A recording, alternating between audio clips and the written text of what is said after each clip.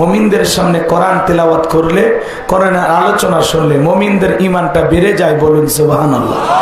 মনটা যদি আবু বকরের মতো নরম হয়, কোরআন শুনলে ঈমান বৃদ্ধি পাবে। বলেন সুবহানাল্লাহ। আর মনটা যদি আবু জেহেলের মতো শয়তানি দিয়ে ভরা থাকে, তাহলে যত শুনবে আর শয়তানি আরো বাড়বে। কথা বলেন না কেন? আবু বকর কোরআন শুনে শয়তানি বাইরে গেছে, মরার পরে এখন ওর বাড়ি হয়ে গেছে আন্তর্জাতিক টয়লেট। কথা বলেন না কেন? আর হযরত আবু বকরের দাম বেড়ে যাওয়ার কারণে তার বাড়িটা হয়ে গেছে মসজিদ, সিজদা দেওয়ার জায়গা। কথা বলে ঠিক কিনা? রাগ করে গেছে, বিরক্ত হয়েছেন আমার কথায়, খারাপ লাগতেছে কথাগুলো। এজন্য পরিষ্কার মন নিয়ে বসেন। আপনারা এই জিনিসটা মাথায় রাখবেন, সুদখোরের সামনে সুদের ওয়াজ করলে সুদখোর খুশি হয় না, ঘুষখোরের সামনে ঘুষের ওয়াজ করলে ঘুষখোর খুশি হয় না, বেনামাজির সামনে নামাজের ওয়াজ করলে খুশি হয় না, বেপরদায় চলা বোনের সামনে পর্দার আলোচনা করলে খুশি হবে না। কথা বলেন না কেন? অরিজিনাল কথা সবার ভালো লাগে না। তো যাই হোক, আমি আগেই বলেছি আজকের ভূমিকা খুব সংক্ষিপ্ত, এজন্য ভূমিকা শেষ। আমরা ডাইরেক্ট এবার কোরআন থেকে কথা বলবো। আমি কথা বলবো পবিত্র কোরআনুল কারীমের 23 নাম্বার সূরা। কত নাম্বার? সূরা নাম্বার 23। বাতিলের হবে 26। আল্লাহু আকবার বলেন। মোট আয়াত আছে 118, রুকু আছে 6টি। বিশ্বনবীর মক্কার জিন্দেগিতে এই সূরাটি নাজিল হয়েছে। সূরাটির নাম সূরা আল মুমিনুন। বলেন কি নাম? আরো জোরে বলেন, সূরা আল মুমিনুন। আমার ভাইরা, আল্লাহ পাক তার বিশ্বাসী মুমিন বান্দাদের জন্য সূরা আল মুমিনুন নাজিল করেছে। আল্লাহর বিশ্বাসী বান্দা, মুমিন বান্দা, তাদের জন্য সূরা আল মুমিনুন। বলেন কি না? আবার যারা অবিশ্বাসী কাফের, তাদের জন্য আল্লাহ পাক সূরা নাজিল করেছেন। সূরাটির নাম কি? কুল ইয়া আইয়ুহাল কাফিরুন। যারা অবিশ্বাসী কাফের, তাদের জন্য আল্লাহ পাক সূরা কাফিরুন নাজিল করেছেন। বিশ্বাসী বান্দাদের জন্য সূরা আল মুমিনুন নাজিল করেছেন। যারা অবিশ্বাসী কাফের, তাদের জন্য সূরা কাফিরুন নাজিল করেছেন। আর যারা হলো দুদুল্যমান, দুই নৌকে পা দিয়ে চলে, বৃষ্টি যেই দিকে ছাতা ধরে সেই দিকে, মুখে বলে একটা, অন্তরে আর একটা, কথায় কাজে মিল নাই, ওদের নাম কি? একটু জোরে বলেন। আগেই বলেছি, একটু কথা বললে জোরে বলবেন। ভয় পান কি আপনারা নাকি? জমিনের মালিক কে? আপনার আমার মালিক কে? আল্লাহর জমিনে আল্লাহর কোরআনের কথা চলছে, চলবে। কথা বলে না কেন? এটা থামানোর শক্তি পৃথিবীর কারো? হ্যাঁ, 1500 বছর আগে অনেকে থামানোর চেষ্টা করেছিল, ব্যর্থ হয়েছে। আজও যারা চেষ্টা করে এরাও ব্যর্থ হবে। কথা বলে ঠিক কিনা? ভালো করে বোঝেন। মুনাফিকদের জন্য আল্লাহ পাক একটি সূরা নাজিল করেছেন। সূরাটির নাম মুনাফিকুন। এই মুনাফিক চেনা বড় কঠিন। বৌদ্ধ, ইহুদি, খ্রিস্টান, এদের মধ্য থেকে মুনাফিকের জন্ম হয় না। মুনাফিকের জন্ম হয় মুসলমানের ভিতর থেকে। কথা বলে ঠিক কিনা? মুনাফিকদের স্বভাব হলো গাছের গোড়া কেটে মাথায় পানি ঢালে। কথা বলেন না কেন? চুপ করে থাক ধোঁকাবাজ, চোখে তোদের নাহি লাজ। চুপ করে থাক ধোঁকাবাজ, চোখে তোদের নাহি লাজ। গোড়া কেটে মাথায় ডালো পানি, তোদের চিনি আর কতকাল করবি রে শয়তানি। মুনাফিকেরা সকাল বেলায় বলে আমরা আছি, ইসলামের পক্ষে আছি। কথা কয় না কেন? আর বিকেল বেলায় ইসলামের বিরুদ্ধে অবস্থান নেয়। মুনাফিক চেনা বড় কঠিন। দাড়ি টুপি থাকার পরে মুনাফিক হতে পারে, হজ করার পরেও আলহাজ মুনাফিক হতে পারে। বিশ্বনবীর পিছনে নামাজ পড়ে যদি মুনাফিক হয়, আপনার আমার পিছনে নামাজ পড়ে তো আর বড়টা হবে। কথা কয় না কেন? মুনাফিক চেনা বড় কঠিন, খুব কঠিন। মুনাফিক নিজের রাস্তা, নিজের পথ ক্লিয়ার করার জন্য নিজের হাতে রাতের আধারে মার্ডার করে, হত্যা করে। আর সকালবেলা ওই লাশের উপরে ফুলের মালা দিয়া শোক প্রকাশ করে বলে, বড় ভালো লোক ছিল। ভালো লোক ছিল তো মানলি কেন শয়তান? যেন মুনাফিক চেনা বড় কঠিন। সকালবেলা বলে কোরআনের মাহফিল চলবে, আমি মুসলিম নেতা, তোমাদের নেতা, অবশ্যই কোরআনের মাহফিল চলবে। সন্ধ্যাবেলায় থানায় টেলিফোন দিয়ে বলে, জনগণের চাপে বলে হ্যাঁ বলেছি, না পালনের দায়িত্ব তোমাদের। কথা কয় না কেন? যে নেতা সকালবেলা কোরআনের মাহফিলের অনুমতি দেয় আর বিকেল বেলা প্রশাসন পাঠায় বন্ধ করে দেয়, আপনার কি মনে হয় মুনাফিক দেখা লাগবে না ওটা টাটকা মুনাফিক? কথা কন নাকি আপনারা? যেই নেতা কোরআনের মাহফিল বন্ধ করে দেয়, কোরআনের আলোচনা বন্ধ করে দেয়, আর যাই হোক, এ কোনদিন কোরআনওয়ালা ইসলামওয়ালাদের বন্ধু হতে পারে? কারণ কোরআন বন্ধ করার স্বভাব হলো কাফেরদের। কোরআন দলিল দিতেছে, কোরআন ওয়াকাল আল্লাযীনা কাফারু লা তাসমাউ লিহাযাল কোরআন ওয়ালগাউ ফীহি লাআল্লাকুম তাগলিবুন। সূরা হামিম আস-সিজদার 26 নম্বর আয়াত। আল্লাহ পাক 1450 বছর আগে নাজিল করেছেন, আয়াতটা রেখে দিয়েছেন। কারণ আবু জেহেল থাকবে না, উতবা সাইবা আবু সুফিয়ান থাকবে না, কিন্তু আর বংশের নাতিপুতিরা কিয়ামত পর্যন্ত থাকবে। তারাও কোরআন বন্ধ করার নানামুখী কর্মসূচি হাতে নেবে। কথা বলেন না কেন? এই জন্য আল্লাহ পাক ইমানদারদের জন্য এই কথাটি কোট করে দিয়েছেন। হতাশা হওয়ার কোনো কারণ নাই। কাফেরদের স্বভাব কি? ওয়াকাল আল্লাযীনা কাফারু, কাফেররা বলল লা তাসমাউ লিহাযাল কোরআন, কোরআন তোমরা শ্রবণ করো না, ওয়ালগাউ ফীহি লাআল্লাকুম তাগলিবুন, যেখানে মুহাম্মদ সাল্লাল্লাহু আলাইহি সাল্লাম কোরআন তেলাওয়াত করবে, কোরআনের আলোচনা করবে, কোরআনের দাওয়াতি মিশন চালু রাখবে, ওখানে হট্টগোল সৃষ্টি করো, তালি বাজাও, ঢোলক বাজাও, শীষ দাও, নাচানাচি করো, যেভাবে হোক কোরআনের কথাগুলো বন্ধ করে দাও। আমরা যদি মুহাম্মদ সাল্লাল্লাহু আলাইহি সাল্লামের কণ্ঠের কোরআন বন্ধ করতে পারি, আমরা কাফেররা বিজয় লাভ করব। কথা বলেন ঠিক কিনা? আজ যারা একই তরিকায় কোরআনুল কারীমের মাহফিল বন্ধ করে দেয়, মনে রাখবেন ওরাও ইসলামের দুশমন, কোরআনের দুশমন। কথা বলে ঠিক কিনা? আমাদের আফসোস তো লাগে ওই জায়গায়, দুঃখ আর কষ্ট লাগে ওই জায়গায়। বাংলার জমিনে বাণিজ্য মেলার নামে, যাত্রার নামে রাত 12টার পরে নর্তকীর গায়ে একটা সুতার কাপড় থাকে না, ওখানে 144 জারি করা হয় না। যারা কুরআনুল কারীমের মাহফিলে 144 জারি করে কোরআনের কথা বন্ধ করে দেয়, আমার বিশ্বাস ওদের জন্ম মুসলমানের রক্ত দিয়ে হতে পারে না।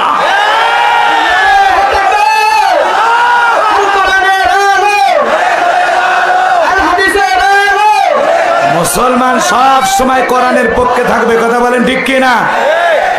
যে দেশের প্রধানমন্ত্রী সকালবেলা কোরআন দিয়া ফজরের নামাজ পড়ে জীবন শুরু করে, 560টা মডেল মসজিদ নির্মাণ করতেছেন, বঙ্গবন্ধু ইসলামিক ফাউন্ডেশন গঠন করে গেছেন, এদেশের প্রশাসনেরা যেই পোশাক পরে ডিউটি করে, ওই পোশাক পরে আল্লাহকে সিজদা দেয়, এদেশে কোরআনের মাহফিল বন্ধ হবে, এটা মেনে নেওয়া যায়?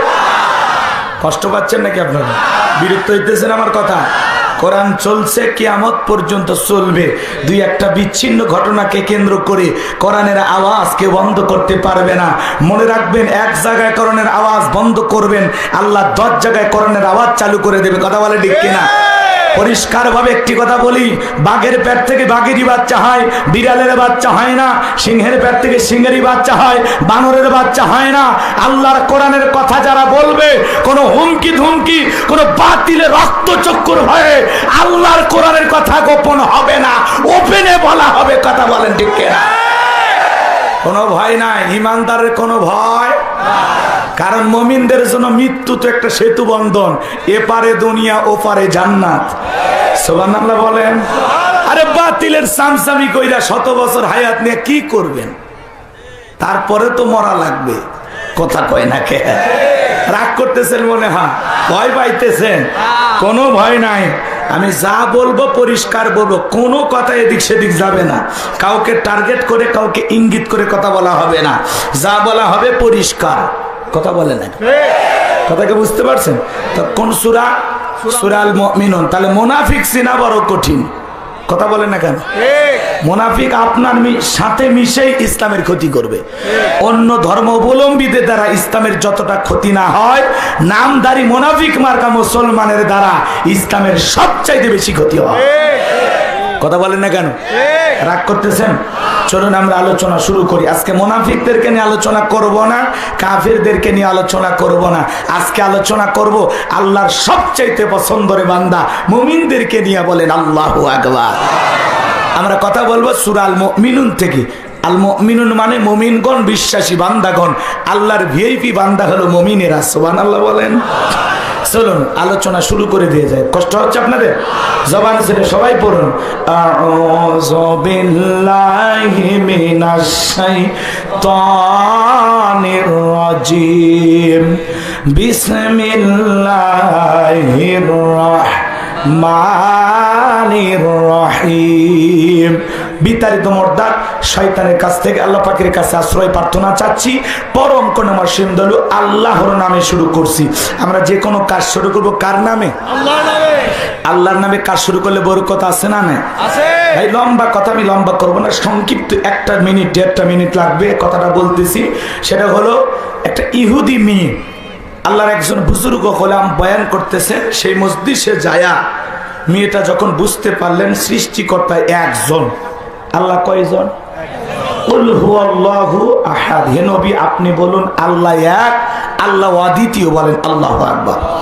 আমাদের মুসলমানদের ধর্মীয় প্রোগ্রামে অনেক সময় অন্য ধর্মাবলম্বী ভাইয়েরা মা ও বোনেরা এসে আলোচনা শুনে, কথা বলেন ঠিক না? আমি যখন ভারতের জমিনে বেশ কয়েকবার সফর করেছি, দেখেছি অসংখ্য হাজার হাজার অমুসলিমেরা মুসলমানদের ধর্মীয় প্রোগ্রামে অংশগ্রহণ করেছেন, বলেন আল্লাহু আকবার। এই তো এই মাসের 14 তারিখে আপনাদের শোলকোপার একটা মাহফিলে একজন হিন্দু যুবক আমার হাতে কালেমা পড়ে মুসলমান হয়েছেন, বলেন আল্লাহু আকবার।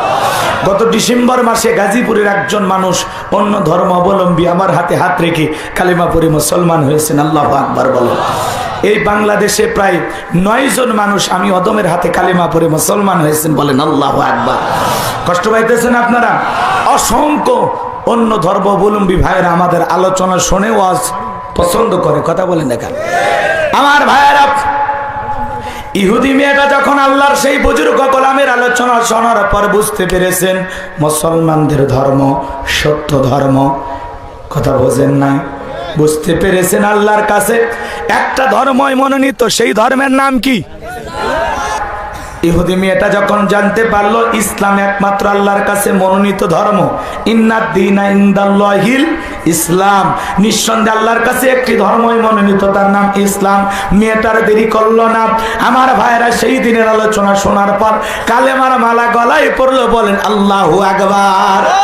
মেয়েটা মুসলমান হয়ে যাওয়ার পর বাড়িতে যায়, উঠতে বসতে আল্লাহ রাব্বুল আলামিনের গুণগান গায়, আল্লাহর জিকির করে, বিসমিল্লাহ পাঠ করে। একটি আয়াতের কত শক্তি এটা বোঝানোর জন্য আমি গল্পটা আপনাদেরকে শোনাচ্ছি। কোরআনের একটা আয়াতের পাওয়ার কত এটা বোঝানোর জন্য কথাটা বলতেছি বাজান। এইবার বাড়িতে যা মেয়েটা যখন উঠতে বসতে আল্লাহ পাকের গুণগান গায়, আল্লাহর জিকির করে, তাসবিহ পাঠ করে, হঠাৎ করে মেয়েটার মা শুনতে পেয়েছে, মেয়েরে এসব কি যেন পড়লি, আমার কাছে তো অন্যরকম মনে হয়, কি হয়েছে মেয়ে? তাড়াতাড়ি করে বলো, তুমি কি মুসলমান হয়েছো? মেয়েটা ডেকে বলে, মা মুসলমান হয় যারা মিথ্যা কথা বলতে পারে না তারা, ওয়াকুলু কাউলান সাদীদা, সঠিক কথা বলো, সত্য কথা বলো। ইমানদাররা কখনো মিথ্যা কথা বলতে পারে? মেয়েটা ডেকে বলে, মা আমি কয়েকদিন আগে মুসলমানদের ধর্মীয় প্রোগ্রামে গিয়ে আলোচনার মাধ্যমে এটা বুঝতে পেরেছি ইসলাম ধর্ম আল্লাহর কাছে একমাত্র মনোনীত ধর্ম, আর সৃষ্টিকর্তা একজন, তার নাম আল্লাহ। তোমা এটা বিশ্বাস করেছি, আমি কালেমা পড়েছি। এই কথা শোনার পর ডেকে বলে, মেয়েরে তুই আমাদের একমাত্র ভরসা, তুই আমাদের একমাত্র আশা, এমন সর্বনাশ আর করিস না মেয়ে, তোরে পায়ে ধরে হাতে ভরি, এখনো সময় আছে, ইসলাম ধর্ম ত্যাগ করে বাপ দাদার ধর্মে ফিরে আয়। মেয়েটা ডেকে বলে, মা ঈমান গ্রহণ করার পরে ইসলামের পথে চলতে গিয়ে যে মজার স্বাদ পেয়েছি, আমার পক্ষে ইসলামের পথ থেকে ফিরে আসা সম্ভব নয়, বলেন আল্লাহু আকবার। লম্বা কথা সংক্ষিপ্ত করে বলতেছি, রাতের বেলায় যখন স্বামী চলে আসছে ডেকে বলে, স্বামী সর্বনাশ, আমাদের একমাত্র মেয়েটা কালিমা পড়ে মুসলমান হয়েছে, তাই নাকি?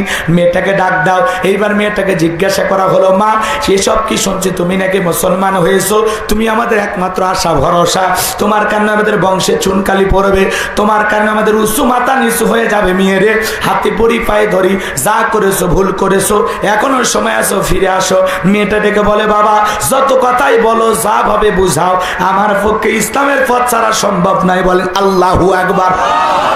বাবা অবাক হয়ে গেলেন, মেয়েটার কারণে বুঝে আমার উঁচু মাথাটা নিচু হয়ে যায়, বংশের মুখে চুনকালি পড়ে, এলাকায় বুঝে আমার সম্মান থাকে না। আমার ভাইরা টেনশনে পড়ে গেলেন। ওই এলাকার যিনি বাদশা ছিল, বাদশার খুব কাছের লোক ছিল এই ব্যক্তি, একদিন বাদশার কাছে চলে গেছেন। বাদশা ডেকে বলে, বাবা এদিকে আসো, শোনো, আমার সিলমোহর মারা আংটিটা আমি তোমার হাতে দিলাম, এই আংটিটা তুমি যত্ন করে রেখে দিও। ওই বাদশার নিয়ম হলো ওই আংটিটা যার হেফাজতে থাকবে, যে দায়িত্বে থাকবে, তার কাছ থেকে যদি আংটিটা হারিয়ে যায় তাহলে বাদশার আংটি হারানোর অপরাধে তাকে ফাঁসি দিয়া মারা হয়। সে তখন আংটি পাওয়া মাত্রই বলতেছে, বাদশা আমি নানান কাজে ব্যস্ত থাকি, বিদায়ী আংটিটার দায়িত্ব আমি আমার মেয়ের হাতে দেব, আমার মেয়েটাই আংটির দায়িত্ব পালন করবে। আপনি যদি মনে কিছু না নেন তাহলে আংটিটা আমার মেয়ের যত্নে আমি রেখে দেবো। বলে ঠিক আছে যাও। মেয়ের কথা উপস্থাপন করার কারণ হলো বাদশা জেনে গেল আংটি থাকবে তার মেয়ের কাছে। আমার ভাইরা হৃদয়ের কান পেতে কথাগুলো শুনে যান। এইবার যে কথা বলতে চাচ্ছিলাম, মেয়েটার কাছে যায়, তার বাবা আংটিটা হাতে দিয়েছে, বলে মা আংটিটা নিয়ে যত্ন করে রেখে দাও। মেয়েটা বিসমিল্লাহির রহমানির রহিম বলে পকেটের ভিতরে আংটিটা ঢুকিয়ে দিয়েছে। এইবার বাবা সুকৌশলে বিষয়টা লক্ষ্য করেছেন। রাত্রিবেলায় মেয়ে যখন ঘুমায় গেছে, আস্তে করে মেয়ের ঘরের ভিতরে ঢুকা পকেট থেকে আংটিটা বের করে বাড়ির পাশে নদী ছিল, নদীর ভিতরে ফেলে দিয়েছে। আর মনে মনে ভাবতেছি, মেয়েরে আগামীকালকে যখন আংটি তোমার কাছে চাইবো, আংটি যখন দিতে পারবা না, বাদশার আংটি হারানোর অপরাধে বাদশা তোমারে ফাঁসি দিয়া মারবে, তোমার কারণে উঁচু মাথা নিচু হবে না। তুমি মুসলমান হয়েছো এই কথা প্রকাশ হয়ে মানুষের কাছে আমার সম্মান নষ্ট হবে না। এই গভীর ষড়যন্ত্র করলেন শুধুমাত্র মেয়েটা ঈমান গ্রহণ করার কারণে। কথাটা বলবো, আংটিটা নদীতে ফেলায় দিয়েছে, ঘটনাটা কি বলবো? কারা কারা শুনবেন একটু দেখি তো, দরদির আমার লিল্লাহে তাকবীর। আপনার মান কথাটা মনে রাখেন।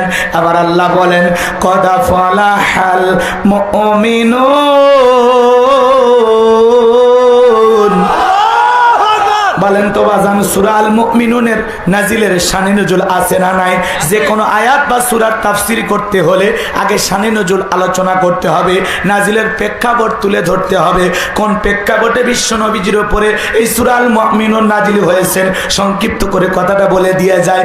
বিশ্ব নবীর প্রিয় সাহাবী হযরত ওমর ফারুক রাদিয়াল্লাহু তাআলা আনহু বলেন, আমি মৌমাছির বনবন আওয়াজ শুনলাম, ডানে তাকায় মৌমাছি নাই, বামে তাকায় মৌমাছি নাই। বিশ্ব নবীর পবিত্র চেহারা মোবারকের দিকে তাকায় দেখি নবীজি ফিসফিস করে কি যেন তিলাওয়াত করতেছেন। হযরত ওমর ফারুক ডেকে বলেন, আমার বোঝার বাকি রইল না, আসমান থেকে নবীজির উপরে কোরআনুল কারীম নাজিল হচ্ছে আর বিশ্ব নবী কোরআনুল কারীম রিসিভ করতেছেন, আর সেইটাই মৌমাছির মতো বনবন আওয়াজ হইতেছে। বলেন আল্লাহু আকবার। মৌমাছির বনবন ভনবন আওয়াজ হলে কোরআনুল কারীম নাজিল হয়। দপ্তরি ছুটির ঘন্টায় মানে টন টন আওয়াজ হইলে কোরআনুল কারীম নাজিল হয়। 7টা পদ্ধতিতে বিশ্বনবীর উপরে দীর্ঘ 23টি বছরে কোরআনুল কারীম নাজিল হয়েছে। লম্বা সময় আলোচনা করলে ওই কথাগুলো বলা যেত, যেহেতু সময় সংক্ষিপ্ত আমি ওইদিকে যেতে পারবো না। আমার ভাইয়েরা, বিশ্বনবীর প্রিয় সাহাবী হযরত ওমর ফারুক রাদিয়াল্লাহু তাআলা আনহু বলেন, বিশ্বনবী কোরআনুল কারীম রিসিভ করা শেষ হয়ে গেল। সাহাবা ইকরামদের দিকে মুখ ঘোরা ডেকে বলেন, ও আমার সাহাবীরা, এই মাত্র আসমান থেকে জিবরাইল এসে আমার উপরে সূরা আল মুমিনুনের 10টি আয়াত কারিমা নাজিল করে জানায়া দিয়ে গেলেন, নবী গো, এই 10টি আয়াতের ভিতরে আল্লাহ পাক তার আদরের মুমিন বান্দাদের 7টা বৈশিষ্ট্য নিয়ে আলোচনা করেছেন, 7টি গুণাবলী নিয়ে আলোচনা করেছেন। কোন মুমিন যদি 7টা গুণে গুণান্বিত হতে পারে, এই 7টা গুণাবলী অর্জন করতে পারে, আমার আল্লাহ রাব্বুল আলামিন বলেন, উলাইকা হুমুল ওয়ারিসুন আল্লাযীনা ইয়ারিসুনাল ফিরদাউস হুম ফিহা খালিদুন। আমার আল্লাহ বলেন, তারা উত্তরাধিকারী হবে জান্নাতুল ফিরদাউসের, সেখানে তারা চিরকাল বসবাস করবে।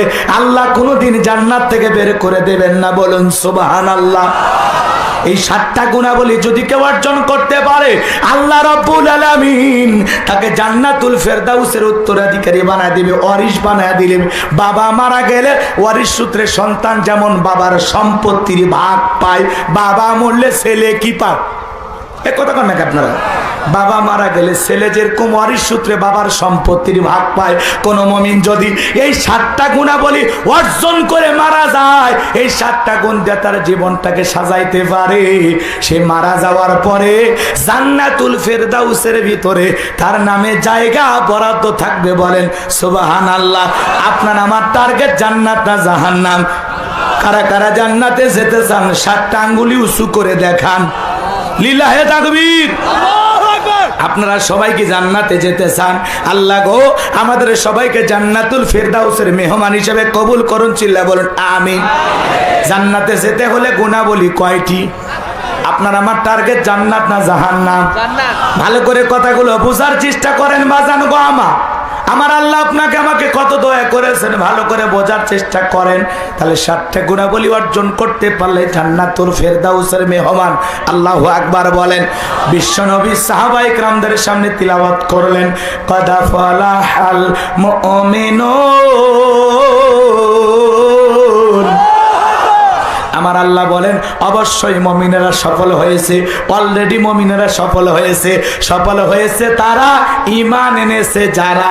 ঈমানদাররা আল্লাহর কাছে সফল হবে, কোনো বেঈমান সফল হতে পারবে? ভালো করে বোঝার চেষ্টা করেন বাজান। আমার আল্লাহ বলেন সফল হয়েছে তারা, ঈমান এনেছে যারা। তা আমরা মনে করি ক্ষমতা থাকলে সফল, টাকা থাকলে সফল, যশ খ্যাতি সুনাম অর্জন করলে সফল। না না, পৃথিবীর সবচাইতে বড় নেতা বর্তমানে আমেরিকার প্রেসিডেন্ট, নাম হলো কি? Joe Biden.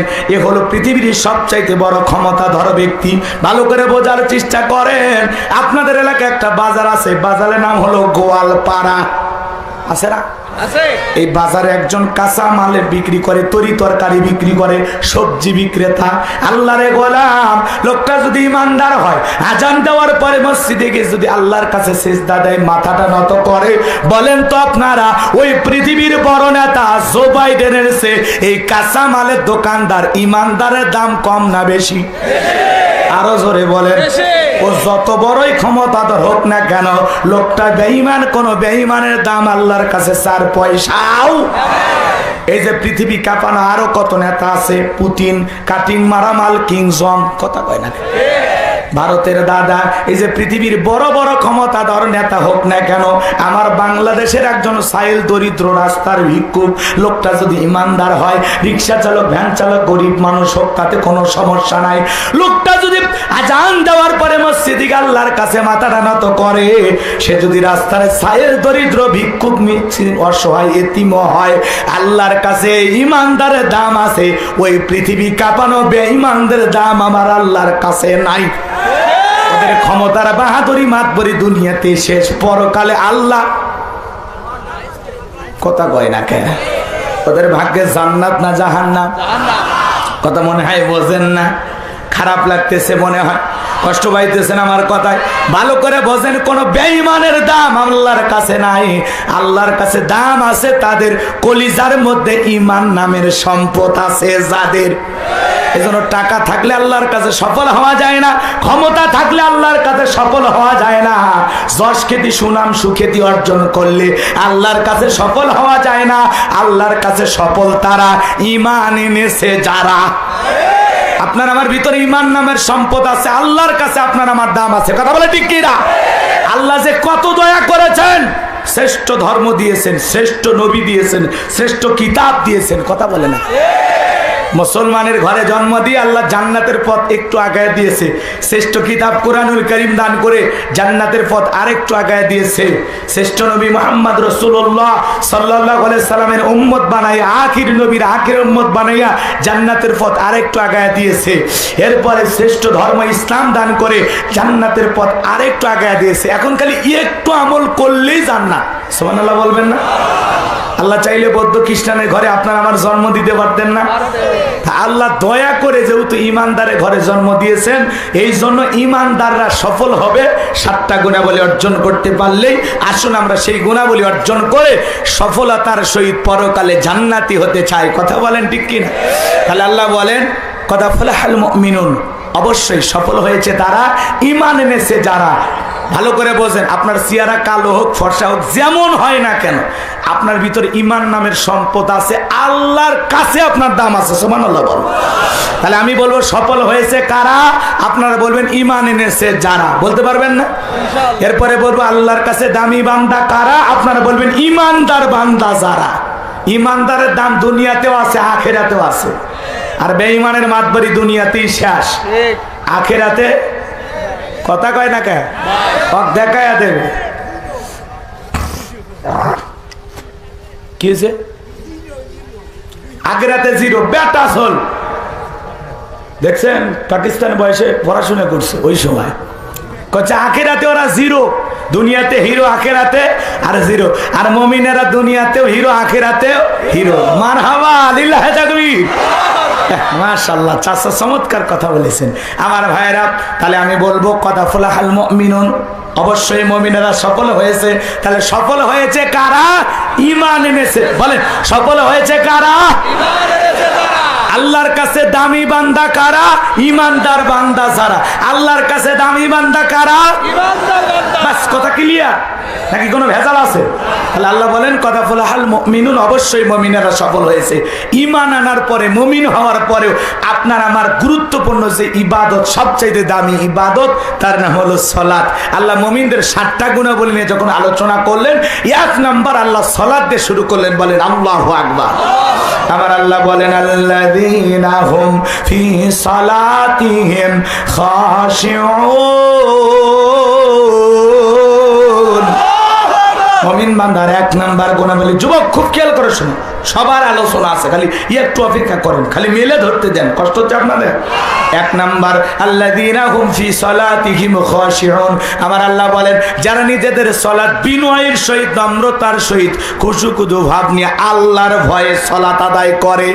সালাত আদায় করতে হবে কার ভয়ে? আল্লাহর ভয়ে। বিনয়ের সহিত, নম্রতার সহিত, আল্লাহর ভয় নিয়ে সালাত আদায় করতে হবে। আপনি আমি যখন মসজিদের ভিতরে নামাজের জন্য দাঁড়িয়ে যাব, অন্তরের ভিতরে সুচিন্তা, দুশ্চিন্তা, টেনশন মুক্ত হৃদয় নিয়ে দাঁড়াইতে হবে। বিবির কথা, সন্তানের কথা, ব্যবসা বাণিজ্যের কথা, দুনিয়ার কোনো খেয়াল চিন্তা ভাবনা নামাজের মধ্যে করা যাবে না। দুনিয়াবি সব চিন্তা মসজিদের বাইরে রাইখা টেনশন মুক্ত হৃদয় নিয়ে যে অন্তরে আল্লাহর ভয় থাকবে, এরকম একটা নির্ভেজাল পরিষ্কার মন নিয়ে আল্লাহর ঘরে গিয়ে আল্লাহর সামনে দাঁড়াইতে হবে। কথা বলেন ঠিক কিনা? আপনি আমি যখন সালাত আদায় করব, মসজিদে গিয়ে আল্লাহকে সেজদা দেব, তখন অন্তরে ভয় থাকতে হবে কার? আল্লাহ। ইয়া আইয়ুহাল্লাযীনা আমানুত্তাকুল্লাহ, হে ঈমানদারগণ আমি আল্লাহকে ভয় করো, হাক্কা তুকাতিহি, ভয় করার মতো ভয় করো। আমরা কিভাবে সালাত আদায় করব, বিশ্বনবী কিভাবে সালাত আদায় করেছেন, সাহাবায়ে কেরাম কিভাবে সালাত আদায় করেছেন, একটু জানার দরকার আছে না নাই? আম্মা জান আয়েশা রাদিয়াল্লাহু তাআলা আনহা বলেন, নবীজি নামাজের ভিতরে এত লম্বা সময় ধরে দাঁড়িয়ে থাকতেন, দাঁড়িয়ে থাকতে থাকতে বিশ্বনবীর পবিত্র পা মোবারক ফুলে উঠত।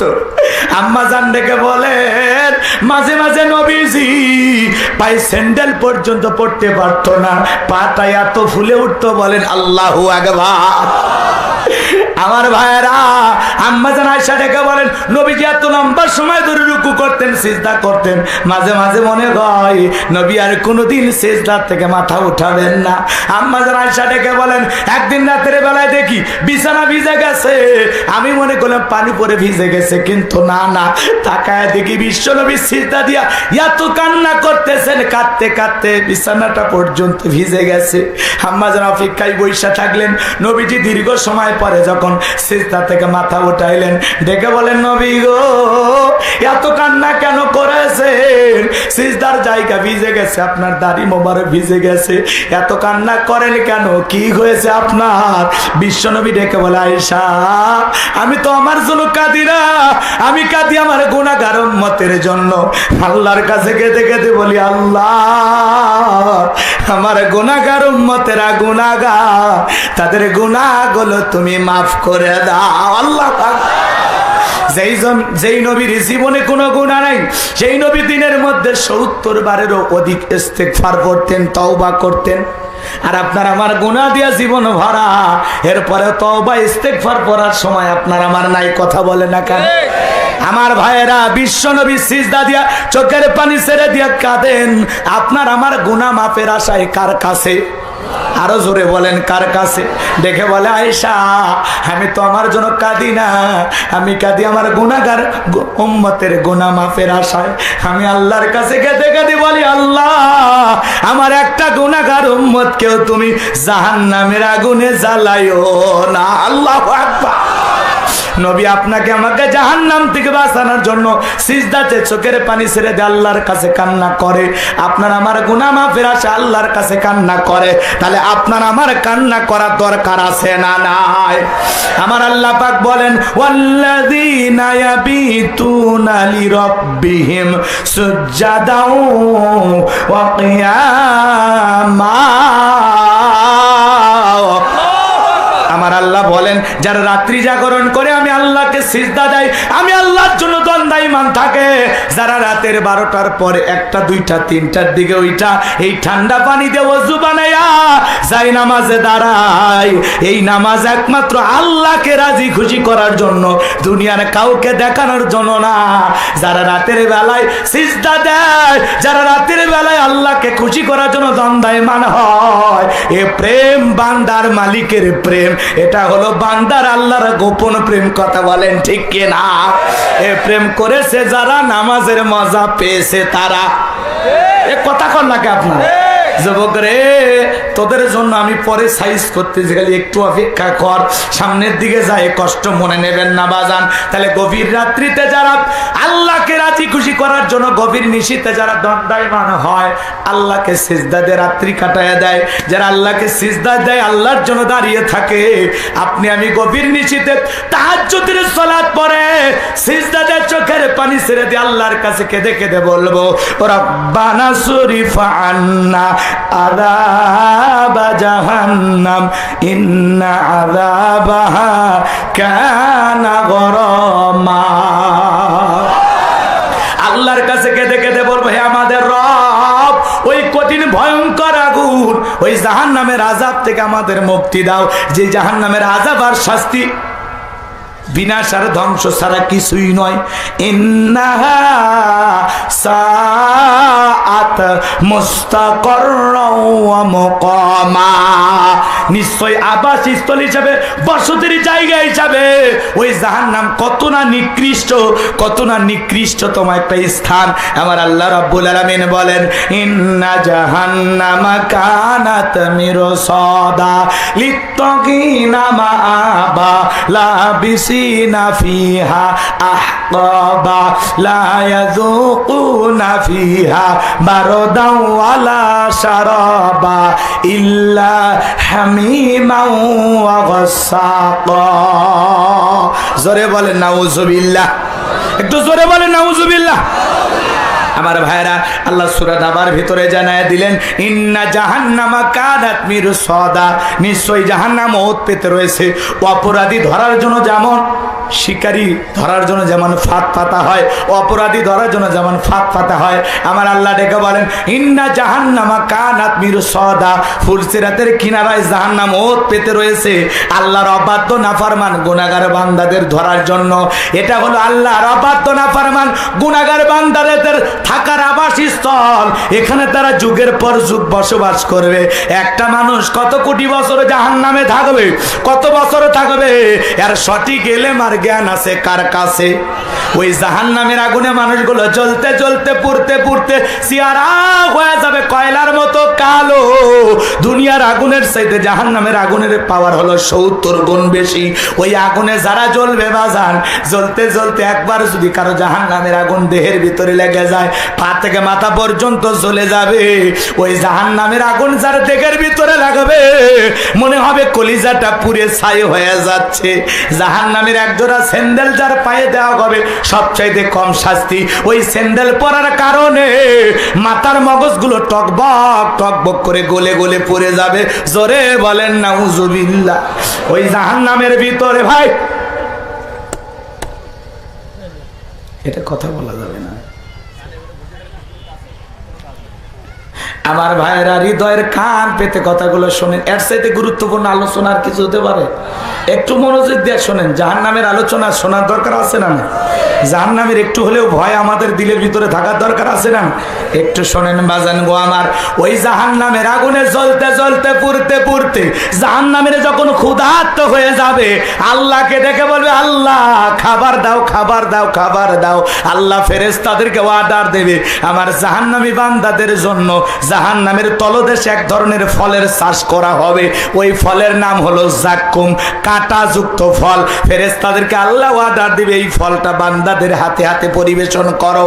ওই জাহান্নামের কাঁটাযুক্ত ফল যখন জাহান্নামী বান্দাদের খাদ্য হিসেবে পরিবেশন করা হবে, ওই ফলটা পাওয়া মাত্রই তালা গলার ভিতরে দেবে, গলার মাঝামাঝি আটকে যাবে, ভিতরেও যাবে না, বাহিরেও আসবে না। জাহান্নামী যত গলা নাড়াচাড়া করবে, কাঁটাগুলো ফুটবে আর ফুটবে, আর যন্ত্রণায় কেঁদে কেঁদে বলবে, আল্লাহ এ কেমন ফল খাওয়াইতে দিলা, ভিতরেও যায় না, বাহিরেও আছে না। আল্লাহ জাহান্নামী বান্দাদেরকে এই খাদ্য দিয়েছে ক্ষুধা মিটানোর জন্য না, ওই জাহান্নামীর শাস্তিকে আরো বেশি বাড়ানোর জন্য। ওই ফলটা যত গলা নাড়াচাড়া করবে, কাঁটাগুলো ফুটবে আর ফুটবে, যন্ত্রণায় জাহান্নামীরা ছটপট করবে, আর আল্লাহকে ডেকে বলবে, আল্লাহ পানি দাও, পানি দাও, পানি দাও। ওদের কথা মনে পড়ে যাবে, দুনিয়াতে পানি খাইলে গলায় কিছু আটকে গেলে সরে যাইতো।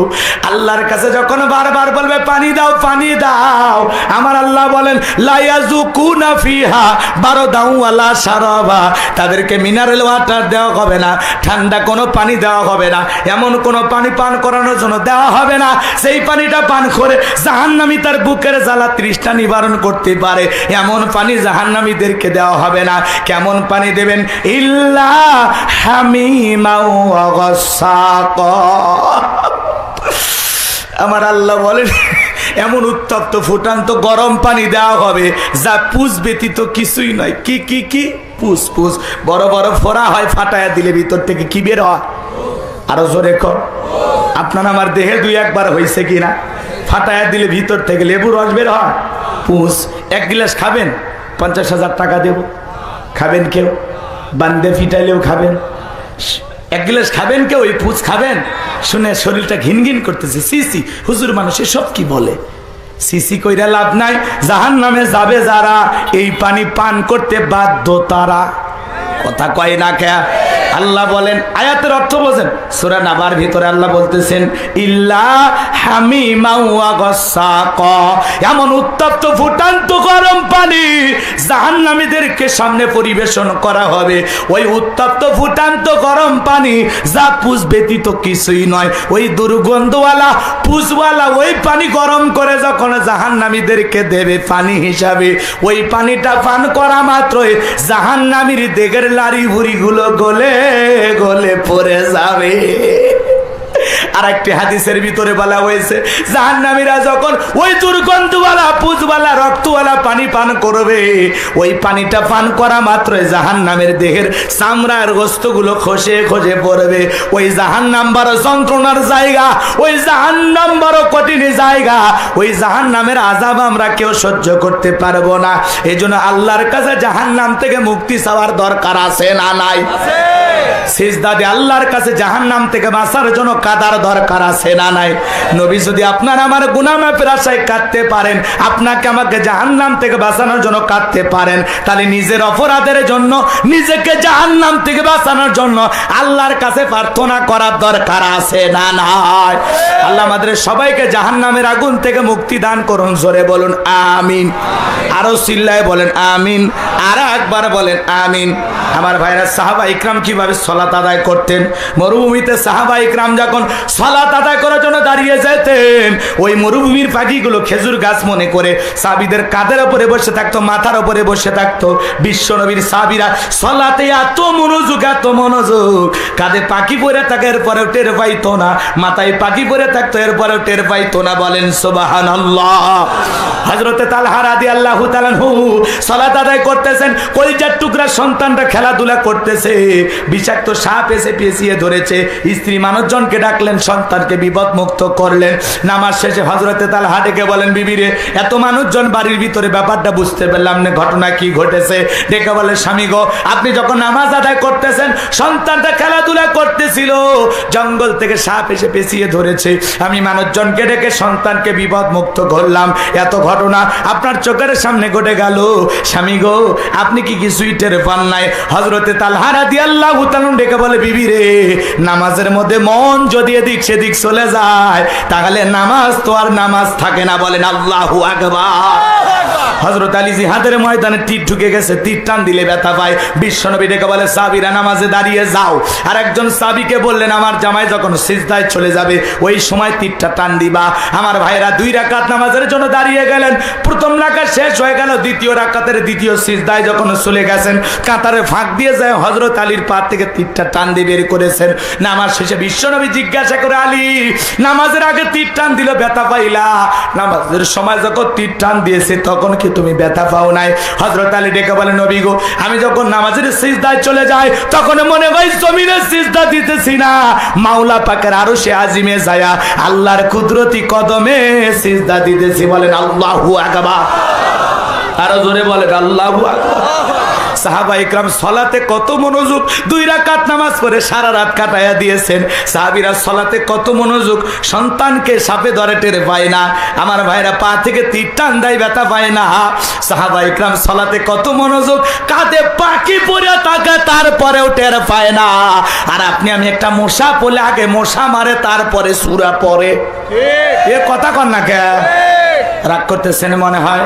আমাদের নামাজ বড় তাড়াহুড়োর নামাজ, আপনার আমার নামাজ বড় ছটপটানি নামাজ। নামাজের দ্বারা আমরা খালি তাড়াহুড়া করি, এরকম মুসলমান আছে না নাই? কথা কন না কে আপনার? নামাজের ব্যাপারে এত তাড়াহুড়া। এক মুরব্বী চাচা ওযু করছে, এক ঠ্যাং না ধুয়ে মসজিদে ঢুকছে, টাইসালা মসজিদ পিছলা খায়া, চাচা একদিক লঙ্গি একদিক, তাও বলে আল্লাহু আকবার। মানুষ কাকে লঙ্গি ঠিক করে, কয় না আগে জামাত ধরি। এরকম তাড়াহুড়োর নামাজি আমাদের সমাজে আছে না নাই? আবার দেখবেন নামাজও পরে মসজিদের ফ্যানের দিকেও তাকে আসে, হে চাচা নামাজের নিয়ম ছাড়িয়ে দিয়ে আগে ফ্যান কয়টা আছে গুনে নিয়ে শান্তি করিয়া। কথা কয় না কে? আপনি নামাজ পড়তে পড়তে মসজিদের ফ্যান করেন, মানে মসজিদের ফ্যানের দিকে নজর যায় মানে কি? এই মরার পরে ফেরেশতারা প্রশ্ন করবে, তোমাদের মসজিদে ফ্যান কয়টি ছিল? কথা কয় না কে?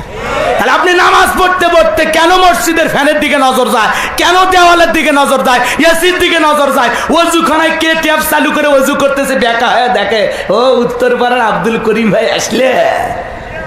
কথা কয় না কেন? নামাজে দাঁড়িয়েও চোখ ঠিক হয়নি, এদিক ওদিক টাকা খালি চোরের মতো করে। কথা কয় না আপনারা? এরকম নামাজে আছে না নাই? হ্যাঁ শোনেন, দুনিয়ার একটা রাষ্ট্রপতি যদি আপনাকে দাওয়াত দেয়, কি করবেন? রাষ্ট্রপতির মেহমান আপনি, তার সামনে দাঁড়ায় মোবাইল টিপবেন, বুঝাবেন যে আপনার চাইতে আমি বেশি ব্যস্ত, সুপার বিজি।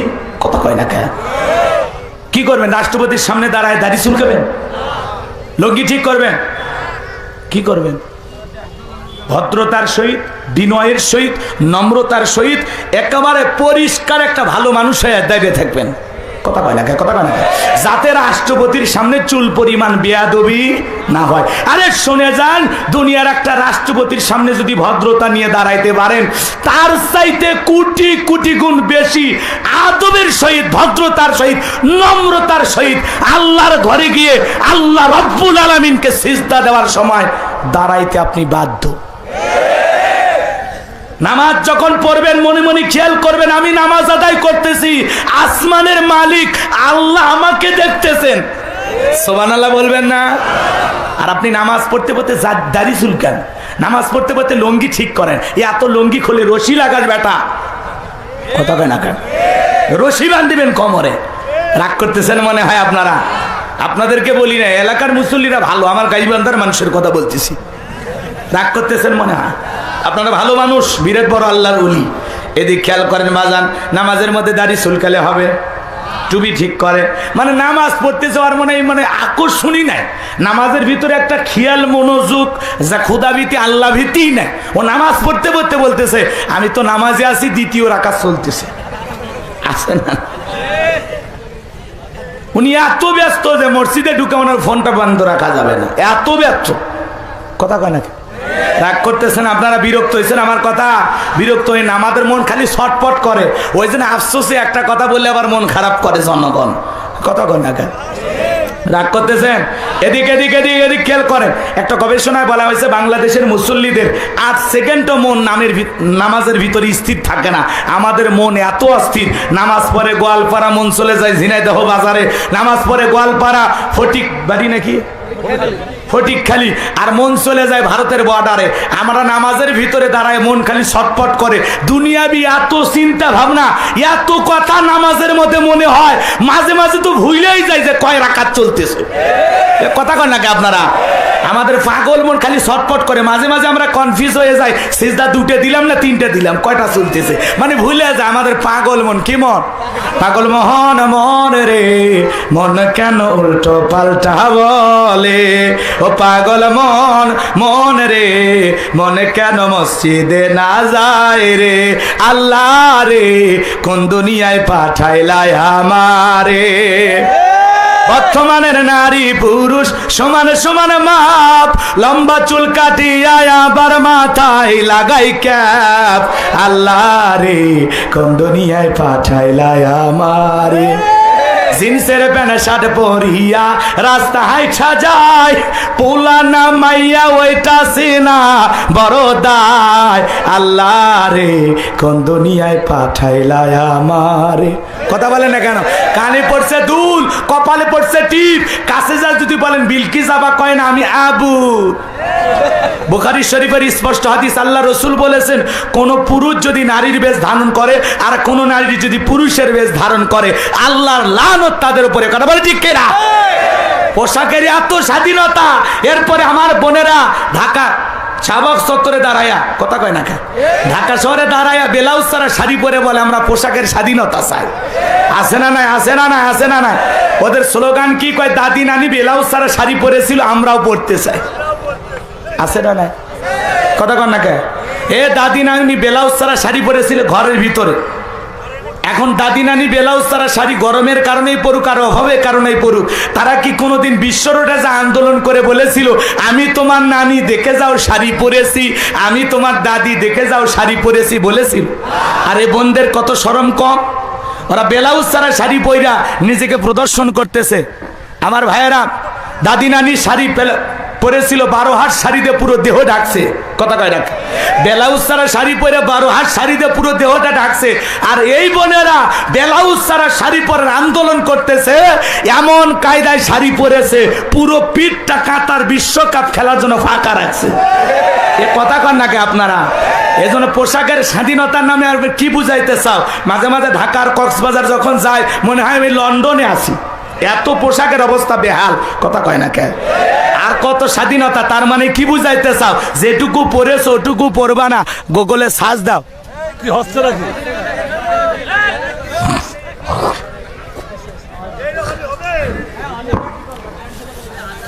গুগলে সার্চ দিয়ে দেখো, যেই দেশে পোশাক ছাড়া মানুষ বসবাস করে, পাসপোর্ট ভিসা লাগায়া ও বোন ওই দেশে চলে যাও, বাংলাদেশের একটা কুকুরও তোমার জন্য কান্না করবে না।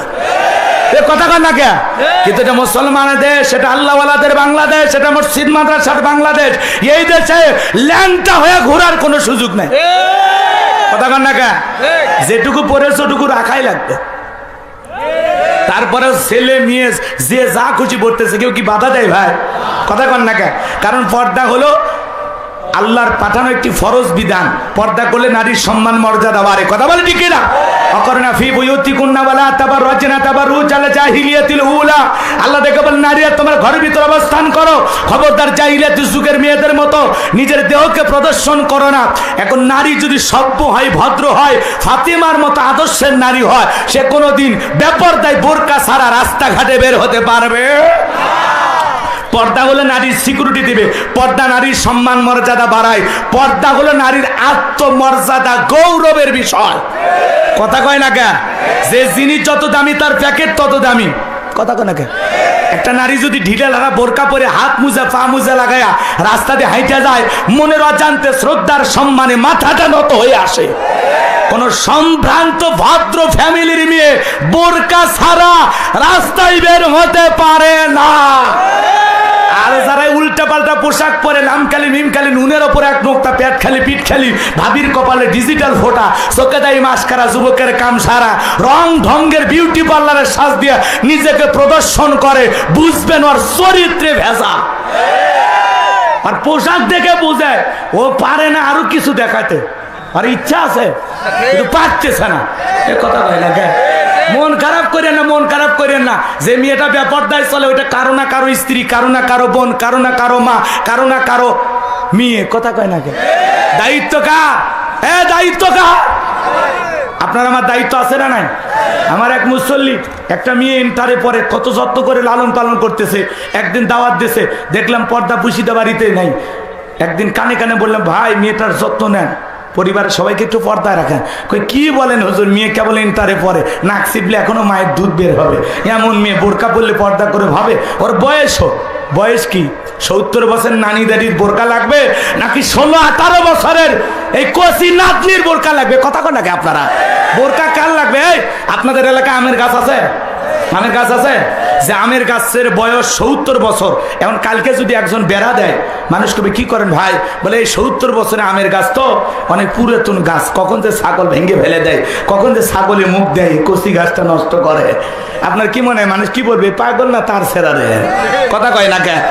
যেই গাছ গতকালকে গোয়ালমারা বাজার থেকে কিনে নিয়ে আসছেন, আজকে লাগাইছেন, একেবারে ছোট্ট গাছ, একেবারে কেবলই পাতাগুলো বের হয়েছে। কথা কয় না? এই ছোট গাছের বেড়া দেওয়া লাগবে, কারণ এই গাছে ছাগলে মুখ দেবে। কথা কন নাকি আপনারা? এই জন্য 70 বছর 80 বছরের দাদি নানি বোরকা পরে ঘুরতেছে, কাছে যা বলে, এই নানি কি খবর, ইয়া তো ঢিলে বোরকা পড়ছে, ব্যাপারটা কি? কয় ভাই মরা লাগবি রে, মরা লাগবি। তা বললাম তোর নাতনির মরা লাগবে না, ওর কমা 3 পিস, বোরকা কেন পরানি? ওর কি বিয়ে হওয়া লাগবে না ভাই? ওর তুই এখনই দেখানের বয়স। কথা কয় না কে? বোরকা লাগবি কার? আর বোরকা পরে কে? 70 বছরের দাদি নানি বোরকা না পরলে কোনো সমস্যা নাই, ওরা খালি শরীরের উপর একটা চাদর দিলে পর্দা হয়ে যাবে, কারণ ওই দিকে কেউ নজর দেবে না, ওটার মেয়াদ উত্তীর্ণ হয়ে গেছে। কথা কয় না কে? আরে 16 বছরের কচি নাতনি আর বোরকা লাগবে? আজকের সমাজের অবস্থা হয়ে গেছে অন্যরকম। আলকাতরা দেরামের ভিতর পর্দার ভিতর থাকে, আর রসগোল্লা বাহিরে বের করে রাখছে। কথা কয় ঠিক কিনা? আজকে এই কথাগুলো বললে কয় হুজুরেরা খুবই খারাপ, কি কয় না কয় ঠিক নাই। আসল কথা হাত দিলে হুজুরদের ঠিক নাই। কথা কয় না কে? রাগ করতেছেন আপনারা? তাহলে বোরকা লাগবে কার? 16 বছরের মেয়ের নাকি 70 বছরের দাদি নানি? তাহলে মনে রাখবেন, মনে রাখবেন। কয়েকদিন পরের জুমায় যা দেখি আমার মুসল্লি হাত ধরে কান্না করতেছেন, কয় হুজুর আপনার কথাই ঠিকই আছে, আমার মেয়ে তো জানেন না কত বুধবার রাতে কই যে গেছে, ফোন বন্ধ, যোগাযোগ বন্ধ। এই জন্য হেলায় খেলায় সময় নষ্ট করি না। কখন? এখনকার যুবকদের অবস্থা খুবই খারাপ, সামনের দিকে যায়। কষ্ট হচ্ছে আপনাদের? বিরক্ত হইতেছেন আমার কথা? এই জন্য পোশাকের স্বাধীনতার নামে অর্ধলুঙ্গ পোশাক পরে ঘুরতেছেন, ঘরেন। আল্লাহ তো দেখতেছেন, বিচার তো একদিন হবে।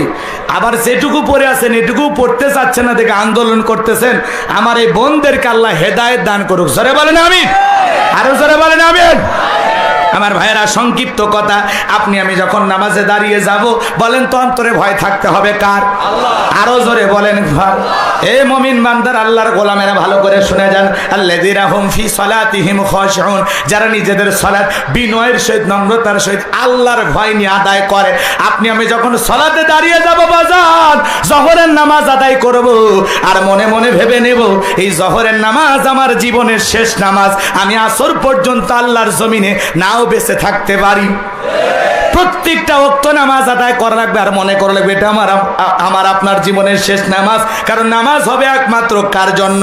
কুলিন্না সলাতি ওয়া নুসুকি ওয়া মাহইয়ায়া ওয়া মামাতি লিল্লাহি রাব্বিল আলামিন। নবীজি আপনি বলুন, আমার নামাজ, আমার কুরবানি, আমার জীবন, আমার মরণ লিল্লাহি রাব্বিল আলামিন, আসমান জমিনের প্রতিপালকের জন্য। ফালিয়াবুদু রাব্বা হাযাল বাইত আল্লাযী আত'আমাহুম মিন জু ওয়া আমানাহুম মিন খাউফ। আল্লাহ বলেন, এই ঘরের মালিকের ইবাদত করো। ইবাদত যদি ইবাদতের মতো করতে পারো, ইয়্যাকা না'বুদু ওয়া ইয়্যাকা নাস্তাইন, তোমার গোলামি করি, তোমার ইবাদত করি, সাহায্য তোমার কাছে চাই। আল্লাহ ডেকে বলেন, এই ঘরের মালিকের ইবাদত করো। নামাজ যদি নামাজের মতো পড়তে পারো, বান্দারে সিজদা যদি সিজদার মতো দিতে পারো, আমি আল্লাহ দুইটা জিনিস তোমাদেরকে দেব। এক নাম্বার, রিজিক নিয়ে কোনো টেনশন করা লাগবে না। যে বান্দা মাথাটা নত করে আমি আল্লাহকে সিজদা দেবে, ওই বান্দার জন্য আমি আল্লাহ রিজিকের ব্যবস্থা করে দেব। বলেন সুবহানাল্লাহ। দুই নাম্বার, বান্দারে কোনো ভয় থাকবে না, সকল ভয় থেকে আমি আল্লাহ নিরাপত্তা দেব। চুরির ভয়, ডাকাতির ভয়, ধর্ষণের ভয়, খুনের ভয়, কোনো ভয় থাকবে না। সকল ভয় থেকে নিরাপত্তা দেবেন কে? সংক্ষিপ্ত কথা এই জায়গায় বলে দিলাম, কষ্ট পাচ্ছেন আপনারা। এজন্য নামাজে মনোযোগী হওয়ার দরকার আছে না নাই? বিশ্ব নবীর জামানায় ফজরের নামাজের সময় মসজিদ কানায় কানায় পূর্ণ ছিল, জুমার নামাজের সময় মসজিদ কানায় কানায় পূর্ণ ছিল। দুঃখ হলেও চির সত্য কথা, বাংলাদেশে জুমার নামাজের জন্য মসজিদ 2 তলা 3 তলা করা হয়, আর ফজরের নামাজের সময় মুসল্লি খুঁজে পাওয়া যায় না। তাহলে যে দুলে ভাইরা জুমার নামাজ আদায় করলো, ফজর আসর মাগরিব এশায় দুলে ভাইরা গেল কই? কথা কন না আপনার কি এ যুবক, ফজর না পড়ে যে ঘুমাইলে, এই ঘুম যদি না ভাঙে অবস্থা ভালো না খারাপ? কথা কন না কে? ঘুম ভাঙলে সকাল, না ভাঙলে পরকাল। কেমন করে ঘুমাও তুমি ও মুসলমান, কেমন করে ঘুমাও তুমি ফজর করে কাজা, এমন তো হতে পারে ও তোমার জহরে জানাজা। কথা বলে ঠিক কিনা? আল্লাহর ভয়ে, আল্লাহকে রাজি খুশি করার জন্য 5 ওয়াক্ত সালাত মসজিদে গিয়ে আল্লাহর ভয়ে কারা কারা আদায় করবেন? হাত তোলেন তো। আল্লাহ আমাদের সবাইকে 5 ওয়াক্ত সালাত মসজিদে গিয়ে আদায় করে তৌফিক দান করুন। জোরে বলেন আমি। হাত না মানে এই মুসলমান, ওই 2 মিনিটে 2 রাকাত, 4 মিনিটে 4 রাকাত, ওই ফরজি ফাইজি গতির নামাজ পড়লে হবে না।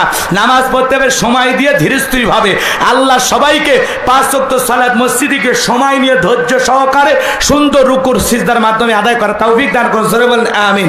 এইবার মুমিন বান্দার 2 নাম্বার গুণাবলী, ওয়াল্লাযীনা হুম আনিল লাগওয়ি মুরিদুন। এ বাজানে ওটা বসা করে না, ওটা বসেন একটু একটু দয়া করেন, কয়েকটা মিনিট। খুব দ্রুত করে বলে দিচ্ছে 2 নাম্বার গুণাবলী, আল্লাযীনা হুম আনিল লাগওয়ি মুরিদুন। আল্লাহ ডেকে বলেন মুমিন বান্দার 2 নাম্বার গুণাবলী, অনার্থক কথাবার্তা বলা যাবে না। এক জায়গায় বসে 2-3 ঘন্টা আলতু ফালতু ফেসাল পারে, এত গল্প কেন? আপনি কি মনে করেছেন জবানের হিসাব একদিন নেবেন কে? মা ইয়ালফিজু মিন কাউলিন ইল্লা লাদাইহি রাকিবুন আতীদ। বান্দা এমন কোনো কথা বলে না যে কথা রেকর্ড করার জন্য আমার ফেরেশতারা নাই। আপনি সকালে বিকেলে সন্ধ্যায় যে যা বলতেছেন, প্রত্যেকটা কথার জবাব একদিন নেবেন কে? এজন্য মুমিন বান্দা যা খুশি তাই বলবেন। এক জায়গায় বসে 2-3 ঘন্টা গল্প করে, একবারও আল্লাহর নাম নেয় না, এমন আলতু ফালতু ফেসাল পারার সময় মুমিনের কাছে নাই। মুমিন চুপ থাকলেও নাজাতের লক্ষণ, চুপ থাকাও নাজাতের লক্ষণ। এত গল্প কেন করেন? কি মনে করেছেন জবানের প্রত্যেকটা কথার হিসাব একদিন আল্লাহর কাছে দিতে হবে। এজন্য প্রয়োজন যতটুকু কথা বলতে হবে ততটুকু, প্রয়োজনের অতিরিক্ত ফেসাল গল্প চলবে না। এই শোনো, আল্লাহ রাসূল বলেছেন 2 চলের মাঝখানে নরম জিহ্বা আর 2 মাঝখানে লজ্জাস্থান। এই 2টার জিম্মাদারি যদি নিতে পারো, এই 2টা যদি কন্ট্রোল করতে পারো, হেফাজত করতে পারো, আমি নবী তোমাদের জান্নাতের জিম্মাদারি নিলাম। আল্লাহু আকবার। এজন্য জবান দিয়ে যা খুশি তাই বলা যাবে না। মুমিন কথা বলবে ততটুকু প্রয়োজন যতটুকু। মুমিন বান্দা জবান দিয়ে সেই কথা বলবে যে কথা বললে সওয়াব হয়। আল্লাহু আকবার বলে। মুমিন বান্দার টাকা হলে অনার্থক কাজ করবে না। মুমিনের টাকা হলে মুমিন সিনেমা হল বানাবে না, যাত্রা গানের আয়োজন করবে না, গানের কনসার্ট দেবে না, 5 স্টার 7 স্টার হোটেল খুলবে না। মুমিনের টাকা হলে মুমিন কোনোদিন যাত্রা পালার পেছনে টাকা নষ্ট করবে না। মুমিনের টাকা হলে মুমিন মসজিদ বানাবে, মাদ্রাসা বানাবে, কবরস্থান বানাবে, ঈদগাহ মাঠ বানাবে, 10টা ফলের গাছ লাগায় দিবে, পুকুরের ঘাট বানায় দিবে। গরিব দুঃখী মানুষ খেতে পায় না, তাদেরকে টাকা দিয়ে সহযোগিতা করবে। মুমিনের টাকা ভালো ভালো পথে খরচ হবে। কথা কি বোঝা গেল? মুমিন বান্দা অনার্থক জিনিস শ্রবণ করবে না। এ কান আল্লাহ গান শোনার জন্য দিয়েছে। এ যুবক, এ কান আল্লাহ গান শোনার জন্য দিয়েছে। রূপ বানান আছে কমর দোলাইয়া, আল্লাহর ফেরেশতারা কবরে পিটাবে সোলাইয়া সোলাইয়া। এ কান আল্লাহ গান শোনার জন্য দেয় নাই। হক্কানি ওলামা ইকরামদের বয়ান শুনতে হবে, ইসলামিক গজল শুনতে হবে, কোরআনুল কারীম তিলাওয়াত শুনতে হবে। ভালো ভালো কথাই কান দিয়ে শ্রবণ করা যাবে, অশ্লীল গান বাজনা শ্রবণ করা যাবে না। সিরাজগঞ্জের এক যুবক কানের ভিতরে ইয়ারফোন লাগায় রেল লাইন পার হয়ে যায়, ট্রেন এসে ধাক্কা মেরে 3 টুকরা করে ছুঁয়ে গেছে। মরার পরেও কানের ভিতরে ইয়ারফোন লাগানো আছে। এখন যা কবরে যা, ফেরেশতারা তোর জায়গা মতো বাদ্যযন্ত্র বাজায় দেবে। কথা বলেন ঠিক কিনা? এই জন্য যুবক তোদের পায়ে হাত দিয়ে অনুরোধ করে বলে যাই, ভাই ভালো করে শুনে যাও। মুমিন বান্দা কথা বলবে, যে কথা বললে সব হয়। মুমিন বান্দা কাজ করবে, যে কাজ করলে সব হয়। মুমিন বান্দা সেই জিনিসগুলো শ্রবণ করবে যেগুলো শুনলে সব হয়। এক কথায় সব আছে যেখানে আমরা আছি, গুনাহ আছে যেখানে আমরা না। তাহলে সব আছে যেখানে আমরা যাব। এইবার মুমিন বান্দার 3 নাম্বার গুণাবলী, ওয়াল্লাযীনা হুম লিয-যাকাতি ফাঈলুন। 4 নাম্বার গুণাবলীতে যুবকদের আছে, আইসা গেছি। শোনো, 3 নাম্বার গুণাবলী, ওয়াল্লাযীনা হুম লিয-যাকাতি ফাঈলুন। আমার আল্লাহ দেখে বলেন মুমিন বান্দার 3 নাম্বার গুণাবলী। আল্লাহ যদি মুমিন বান্দাকে নেশাব পরিমাণে ধন সম্পদের মালিক বানায় দেয়, মুমিন বান্দাকে আল্লাহ যদি ধনী বান্দা বানায় দেয়, মুমিন বান্দা সক্রিয়ভাবে হিসাব করে করে বছরে 1 লাখ টাকায়, এদিক 1 লাখ টাকায় কয় হাজার টাকা যাকাত আসবে, কোটি কোটি টাকায় কয় লক্ষ টাকা যাকাত আসবে। মুমিন বান্দা হিসাব করে করে সক্রিয়ভাবে বছরে একবার যাকাত দেবে। কার ভয়ে? আল্লাহ। আরো জোরে বলেন, কার ভয়ে? যাকাত দেওয়া নফল না ফরজ? যাকাত দেওয়া ফরজ। নামাজ যেমন ফরজ, যাকাত দেওয়া তেমনি ফরজ। যাকাত আসছে দারিদ্রতা বিমোচন করার জন্য। কথা কেন? যাকাত আসছে দারিদ্রতা বিমোচন করার জন্য। যাকাত আসছে অভাবমুক্ত সমাজ রাষ্ট্র দেশ গড়ার জন্য। যাকাত আসছে এদিক এই সমাজের বঞ্চিত অবহেলিত পথে পড়ে থাকা মানুষের অধিকার প্রতিষ্ঠিত করার জন্য। এই জন্য সমাজের অর্থনীতি চালু করতে হবে যাকাত ভিত্তিক। আমাদের সমাজের অর্থনীতি যাকাত ভিত্তিক না সুদ ভিত্তিক? সুদ ভিত্তিক অর্থনীতি হালাল না হারাম? সুদের বৃদ্ধিকে ধ্বংস করে দেবেন কে? আর যাকাত দান সদকার বৃদ্ধিকে বহুগুণে বৃদ্ধি করা দেওয়ার দায়িত্ব কার? এজন্য যাকাত ভিত্তিক অর্থনীতি চালু করতে হবে। বাংলাদেশের 50 বছর কেটে গেল, যারা যাকাত দিচ্ছে দিয়ে যাচ্ছে, যারা নিচ্ছে নিয়ে যাচ্ছে, মানুষের ভাগ্যের কোনো পরিবর্তন হচ্ছে না। কারণ আমরা পাইছি যাকাত মানে শাড়ি লুঙ্গি। 5,000 শাড়ি লুঙ্গি নিয়ে আসছে, মানুষ আছে 50,000। ঠেলাঠেলি গুদাগুদি করে 6 জন নিহত, 32 জন আহত। আছে না নাই? যে ব্যক্তি যাকাতের অর্থ দিতে গিয়া শাড়ি লুঙ্গি বিতরণ করতে গিয়া মানুষ মাইরে ফেলা দিয়েছে। কি মনে করেন আল্লাহর কাছে মানুষ হত্যাকারী গুনাহ নিয়ে জাহান্নামে যেতে হবে? কথা বলেন ঠিক কিনা? আর এদিকে খেয়াল করেন, নিজের পরনে পরে থাকা মানুষ 1000 টাকার লুঙ্গি, আর গরিবকে দেয় লিটন লুঙ্গি 200 টাকা দাম। পরে থাকলে আর জান্নাত জাহান্নাম সব বোঝা যায়। গরিব মহিলাকে দেয় 300 টাকা দামের শাড়ি, ধুয়ে দিলে শাড়ি না মশারি খুঁজে পাওয়া যায় না। এই বড় লোক এই শাড়ি তোমার বউরে পরায়ও, এই শাড়ি তোমার মেয়েরে পরায়। কথা বলেন ঠিক কিনা? দিলে ভালো দেন, 5000 দেওয়ার দরকার নাই, 500 দেন, ভালো দেন। আর এইভাবে যাকাত দিয়ে সমাজ পরিবর্তন হবে না। হযরত ওমর ফারুক রাদিয়াল্লাহু তাআলা বলেন, তোমরা যাকাতের অর্থ এমন ভাবে দাও যাতে ওই ব্যক্তিদের যাকাতের জন্য পরবর্তী বছরে কারো দুয়ারে লাইন না দেওয়া লাগে। বলেন আল্লাহু আকবার। তার মানে কিভাবে দিতে হবে? এই ছেলেটা বেকার বসে আছে, ওর একটা গোয়ালপাড়া বাজারে 1.5 লাখ টাকা যাকাতের অর্থ দিয়া ছোটখাটো ব্যবসায়ী বানায় দেন, ওর একটা কর্মস্থানের ব্যবস্থা করে দেন। কথা বলেন নাকি আপনারা? ওরে যদি আমরা ছোটখাটো 1.5 লাখ টাকা যাকাতের অর্থ দিয়ে পুঁজি ধরায় দিয়ে ব্যবসা ধরায় দিতে পারি, 10 বছর পরে আল্লাহ চাইলে ও নিজে যাকাত দেবে। ছেলেটা বেকার বসে আছে, ওর একটা auto van rickshaw nosimon Korimon যা পারেন কিনে দেন, ওগুলো চালায় ওর ভাগ্যের উন্নতি করবে। কথা বলেন ঠিক কি না? বিধবা নারী এসছে, শাড়ি দিয়ে কি লাভ, সিলাই মিশিয়ে দেন, 2-3টা ছাগলের বাচ্চা কিনে দেন, 2-1টা গাভী গরু কিনে দেন, ওগুলো লালন পালন করে ভাগ্যের চাকা ঘুরাবে। এজন্য যাকাত আসছে দারিদ্রতা বিমোচন করার জন্য। যাকাত আসছে রাস্তার এপাশে 10 তলা এপাশে গাছতলা এর ব্যবধান দূর করার জন্য। যাকাত আসছে এই সমাজের পথে পড়ে থাকা বঞ্চিত মানুষের অধিকার প্রতিষ্ঠিত করার জন্য। কথা বলেন। এ কথা বলে না কেন? এ পুলিশ ভাইদেরকে দেখে কি ভয় পাচ্ছেন নাকি আপনারা? ওনারা আমাদেরই ভাই, কথা কন না কেন? অথবা খবর নিয়ে দেখেন আমার গাইবান্ধা, লালমনিরহাট, জয়পুরহাটেরও দুই একজন থাকতে পারে, তাই না? তা আমরা ভয় পাই না। আপনারা কোনো পুলিশ দেখে নজর দেন ওই দিকে, ভয়ের কোনো কারণ। এদিকে আসেন, পুলিশ র্যাব এদেরকে ভয় করবে তারা, সন্ত্রাসী সাদাবাজ দুর্নীতিবাজ যারা। আমাদের অন্তরে আল্লাহর ভয়, আমরা আল্লাহ ছাড়া দুনিয়ার কাউকে ভয় পাই। এদিকে খেয়াল করেন, তাহলে যাকাত ভিত্তিক অর্থনীতি চালু করার দরকার আছে না নাই? এদেশের এত মন্ত্রণালয় আছে কিন্তু যাকাত মন্ত্রণালয় আছে? কথা বল নাকি আপনারা? যাকাত ভিত্তিক অর্থনীতি চালু করতে হবে, এটা ফরজ। যাকাত ভিত্তিক অর্থনীতি চালু করে একটা যাকাত মন্ত্রণালয় চালু করতে হবে। আর এটার দায়িত্ব পালন করবে দেশের বিজ্ঞ ইসলামিক স্কলার, দ্বীনের দায়ী। কথা বলে না? বড় বড় আলেম ওলামাদের মাধ্যমে যাকাত মন্ত্রণালয় পরিচালনা করতে হবে। সমস্ত ধনীদের তালিকা করে তাদের কাছ থেকে প্রত্যেক বছরে নির্ধারিত একটা দিন যাকাত কালেকশন করে, গরিবদের তালিকা করে সঠিক পদ্ধতিতে যদি যাকাত বন্টন করা হতো, মাত্র 10 বছর জরিপ করে দেখা হয়েছে, মাত্র 10 বছর যদি ধনীদের কাছ থেকে যাকাত কালেকশন করা হয় আর সঠিক ব্যক্তিদের মাধ্যমে যাকাতগুলো গরিবদের মাঝে বন্টন করা হয়, 10 বছর পরে বাংলাদেশে একজন গরিবও যাকাতের জন্য খুঁজে পাওয়া যাবে না। সুবহানাল্লাহ বলবেন না? কিন্তু কে শোনে কার কথা? আজও গেলে না মনের ব্যথা, এত বছর কেটে গেল, ভাগ্যের কোনো উন্নতি হলো না। আরে ভাই, ধনী যাকাত দেবে না, যাকাত আদায় করা লাগে। আল্লাহর পয়গাম্বর মুসা আলাইহিস সালাম, সংক্ষিপ্ত 2 মিনিট শোনেন, কারণকে যা বলে, কারণ তোরে যাকাত দেওয়া লাগবে, কারণ বলে আমি যাকাত দিতে পারবো না। মুসা আলাইহিস সালাম বলে যাকাত না দিলে যাকাত আদায় করা হবে। ধনী দিতে চাইবে না, ইনি ধনী মানুষ, এমনি উদাহরণ, চেয়ারম্যান সাহেব মন খারাপ করে না, ওনার যাকাত আসছে 100 কোটি টাকা, 10 কোটি টাকা কোনো মতে নাম সাম মাত্র দিয়া নিজের 90 কোটি টাকা যাকাত নিজে মেরে খায়। ইনি ধনী মানুষ, 10 লাখ টাকা যাকাতের আসছে, 2-3 লাখ টাকা দিয়ে বাকি 7 লাখ টাকা নিজের যাকাত নিজে খা। ধনীরা যদি সঠিকভাবে হিসাব করে যাকাতও দিত, বাংলাদেশে এত দারিদ্র মানুষ থাকতো না। এক কথা কয় না কেন?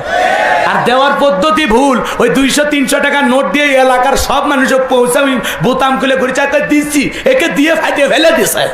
ওই দেওয়ার দাম আছে, 200-500 টাকা দিয়ে লাভ আছে। আপনার যাকাতের 5 লাখ টাকা আছে, 3 জনাক দেন, 2 লাখ টাকা আছে, 2 জনাক দেন, 1 লাখ টাকা আছে, 1 জনাক দেন। এ মিয়া, দেওয়ার মতো দেন। যাকাতের 200-100 টাকা দেন আর লঙ্গি শাড়ি কিনে বিতরণ করে মস্ত বড় হয়ে গেছেন আপনি না? আপনার 500 জনকে দেওয়া লাগবে, কে চুক্তি দিছে আপনার? 1 জনাক দেন। কথা বলেন, অন্তত একটা মানুষ দারিদ্র মুক্ত হলো। আপনার এই মোটা অঙ্কের টাকা পাই একটা মানুষের কর্মস্থান ব্যবস্থা করেন। যেহেতু রাষ্ট্রীয়ভাবে নিচ্ছে না দায়িত্ব, তাহলে আমাদেরকে সামাজিকভাবে দায়িত্ব নেওয়া লাগবে। এই গ্রামের নাম কি? ফটিকখালী। এই গ্রামে কি 20টা ধনী নাই? কথা বলেন, 20টা ধনী নাই? তাহলে প্রত্যেক বছর ওই ধনীরা এক জায়গায় হওয়া লাগবে। মাহফিল করার জন্য যদি এক জায়গায় হন, মসজিদ কমিটি করার জন্য যদি এক জায়গায় হন, ঈদগাহ মাঠের জন্য এক জায়গায় হন, কবরস্থানের জন্য যদি এক জায়গায় হন, তাহলে আল্লাহর ফরজ বিধান যাকাতের সিস্টেম এই গ্রামে চালু করার জন্য সব ধনী এক জায়গায় হওয়া যায় না? আসেন, এই তালুকদার, শেখ বংশ সব এক জায়গায় হন। আসেন, আপনার কত কয়? আমার 3 লাখ, আপনার 2 লাখ, আপনার 1.5 লাখ, আপনার কত 1 লাখ, আমার কত 7 লাখ। সব হিসাব নিকাশ করে দেখলেন 20 জন ধনীর কাছ থেকে যাকাত কালেকশন হলো 50 লাখ।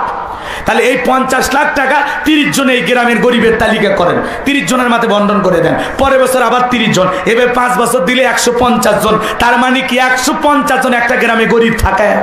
তার মানে কি 5 বছর পরে এই ফটিকখালী গ্রাম হবে দারিদ্র মুক্ত ইনশাআল্লাহ। কিন্তু এই পদ্ধতি শোনে না রে ভাই, কথা কয় না কে? আসেন আসেন আসেন আসেন, বলে দিই আমার ভাইয়েরা, মুসা আলাইহিস সালাম ডেকে বলে কারণ যাকাত দিতে হবে, কারণ ডেকে বলে আমি যাকাত দিতে পারবো না। মুসা আলাইহিস সালাম ডেকে বলে যাকাত না দিলে যাকাত আদায় করা হবে। ধনী যাকাত দিতে চায় না, যাকাত কি করা লাগে? তবে হ্যাঁ, যে ধনীদের অন্তরে আল্লাহর ভয় আছে তারা হিসাব করে যাকাত দেয়। কথা কয় না? এদিক খেয়াল করেন, কারণের সামনে যখন মুসা আলাইহিস সালাম ডেকে বলে যাকাত না দিলে যাকাত আদায় করা হবে, কারণ ডেকে বলে মুসা এত রাগ করার কোনো দরকার নাই, যাকাতের টাকাটা একটু হিসাব নিকাশ করে দেখি কত দিতে হবে। বলে শতকরা 2.5%। ঠিক আছে, যাও, আমি দেখতেছি। এই কারণকে আল্লাহ পাক এত সম্পদ দিয়েছিল, 70টা উট লাগতো চাবি বহন করতে। চাবি যদি এত হয় তালা কত, আর তালা যদি এত হয় সিন্ধুকে মাল কত, ছোট মাথায় ধরবে না, ও হিসাব করারও দরকার নাই। কারণ হিসাব নিকাশ করে দেখায় এত পরিমাণে জাকাতের অর্থ আসছে 7 দিন 7 রাত যদি জাকাতের টাকা বিলানো হয় এরপরে সম্পদ দিয়ে শেষ করা যাবে না। এমনি তো কৃপণ পায় স্যান্ডেল দেয় না ক্ষয় যাবে বলে, গায়ে জামা পরে না ছিঁড়ে যাবে বলে, সেই কৃপণ কি এত টাকা জাকাত দিতে পারে? দেবে না। এলাকার একটা 2 নাম্বার মহিলা ছিল পতিতা, নাম হলো সবদা। সবদার কাছে যাবে, সবদা 1 বস্তা টাকা তোরে অ্যাডভান্স হিসেবে দিলাম, আরো 1 বস্তা টাকা দেবো, মোট 2 বস্তা টাকা তোরে দেবো। আর বিনিময়ে মুসা নবী আগামীকাল সেই মজলিসে দাঁড়ায় আল্লাহর পথে মানুষকে দাওয়াত দেয়, দিনের বয়ান করে। ওই ভরা মজলিসে দাঁড়াইয়া একটা মাত্র কথা বলবি, এই মুসা নবী দিনের বেলা ওয়াজ করে আর রাতের বেলা আমি সবদার সাথে রাত কাটাই, বাস এনাফ, যথেষ্ট। এতটুকু কথা বললেই বাকি যা খেলার আমি খেলবো। সবদা যেহেতু 2 নাম্বার মহিলা রাজি হয়ে গেল, পরের দিন সকালবেলা মুসা নবী হাজার হাজার জনতার সামনে সুন্দর করে বয়ান করতেছেন, ওয়াজ নসিহত করতেছেন, উপদেশ দিতেছেন, আল্লাহর পরিচয় নিয়ে আলোচনা করতেছেন, এক আল্লাহর দিকে মানুষকে ডাকতেছেন। সুন্দর করে যখন দাওয়াত দিতেছেন বাজান, ওই ভরা মজলিসে মুসা নবীর আলোচনা শোনার পর সবদা নামের মহিলার হৃদয় গইলা গেছে, চোখ দিয়া পানি ঝরতেছে। মুসা নবীর আলোচনা শোনার পর সবদার পাশান হৃদয় গইলে গেছে, চোখ দিয়া পানি ঝরতেছে। সুবহানাল্লাহ বলে। এইবার ফির আমার ভাইরা কারণ কালি ইশারা দিয়ে বলে তাড়াতাড়ি দাঁড়া। সবদা বলে আর একটু শুনে, বলে না শুনতে দেওয়া যাবে না। 2 জন লোক পাঠায় দিল, তাড়াতাড়ি সবদাকে দাঁড় করায় দাও। 2 জন লোক এসে বলে কারণ 1 বস্তা টাকা দিয়েছে, আর 1 বস্তা টাকা রেডি আছে, বিনিময়ে মুসার বিরুদ্ধে সাক্ষীটা দিয়ে দে। সবদা বলেন আর একটু শুনে। 2 জন 2 হাত ধরে জোর করে দাঁড়িয়ে দিয়েছে যখন, কারণ লাভ মেরে দাঁড়ায় বলে মুসা রে ওয়াজ বন্ধ কর, তাকায় দেখ 2 নাম্বার মহিলা দাঁড়াইছে।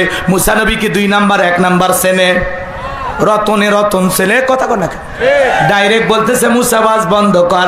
আজও পৃথিবীর জমিনে আলেম ওলামা যখন হক কথা বলে, আল্লাহর আইনের কথা বলে, আল্লাহর বিধানের কথা বলে, সুদ ঘুষের আলোচনা করে, এক শ্রেণীর মানুষ ডাইরেক্ট বলে হুজুর ওয়াজ বন্ধ করেন, আপনার ওয়াজ লাইন ছাড়া, হুজুরের ওয়াজ লাইন ছাড়া না, তোমার জীবন লাইন ছাড়া, আর তুমি বেটা তার ছেড়া। এ কথা কর না কে?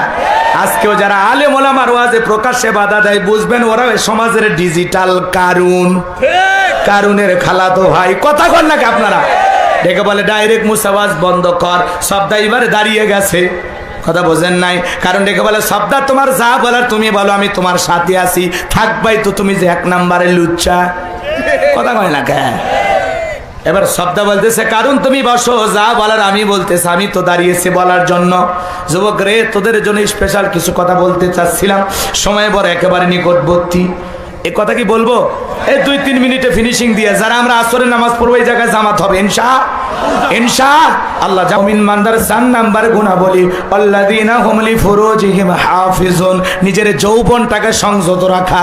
আল্লাহ শিশুকালের হিসাব নেবেন না, নেবেন যৌবনকালের। এজন্য যৌবনকালে আমরা গুনাহ করতে ভালোবাসি, আর যৌবনকালের ইবাদত আমার আল্লাহ ভালোবাসে, বলেন সুবহানাল্লাহ। এজন্য মুমিনের যৌবন হোটেলে বিক্রি হবে না, মুমিনের যৌবন পার্কে বিক্রি হবে না, মুমিনের যৌবন খরচ হবে হালাল স্ত্রীর কাছে। হযরত আলী রাদিয়াল্লাহু তাআলা বলেন তোমরা যৌবনের তারুণায় গুনাহ করো, একদিন তোমাদের যৌবন থাকবে না, আমলনামায় গুনাহ ঠিকই লেখা থাকবে। তাহলে মুমিন বান্দার 4 নাম্বার গুনাহ বলি, যৌবনের সময়টা আল্লাহর ইবাদতে কাটানোর দরকার আছে না নাই?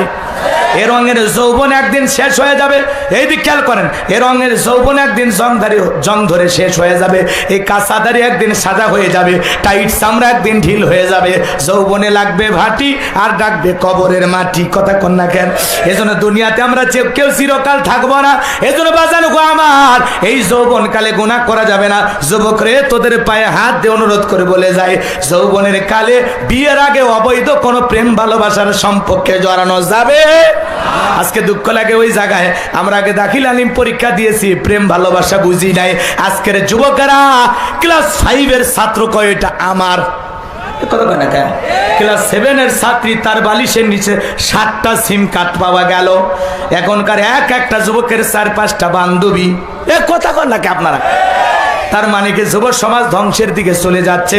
আল্লাহ সমাজের যুবকদেরকে হেদায়েত দান করো, জোরে বলেন আমিন।